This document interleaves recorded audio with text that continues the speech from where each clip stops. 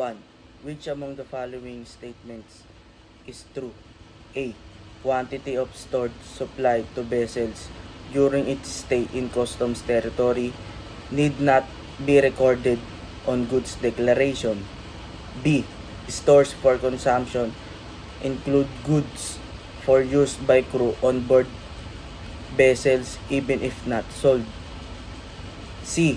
A separate goods declaration of remaining stores on board a vessel, aircraft, or train should be lodged.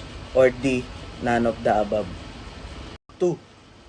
The BOC may require goods declaration concerning stores on board vessel arriving in customs territory. No separate declaration concerning stores is required upon departure of vessels from customs territory. A. Both statements are false. B. Both statements are true. C. Only the first statement is true. Or D. Only the second statement is true. 3. The BOC may require goods declaration concerning stores taken on board the vessel or aircrafts upon departure from customs territory. When a vessel arrives in customs territory, stores on board may be transferred to another vessel assigned to an international route. A.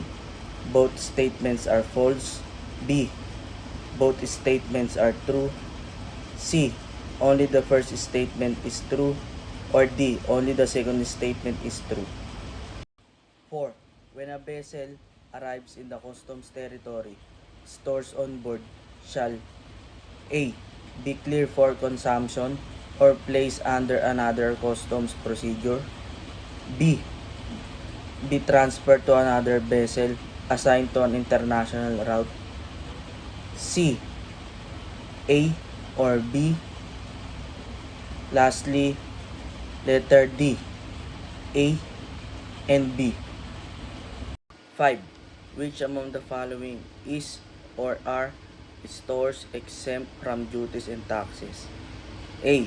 Those necessary for operational and maintenance of aircraft which are on board after they have been unloaded or discharged from the aircraft.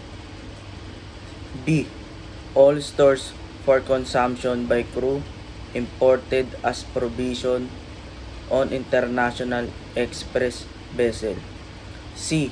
Those carried on vessel arriving in customs territory if remaining on board.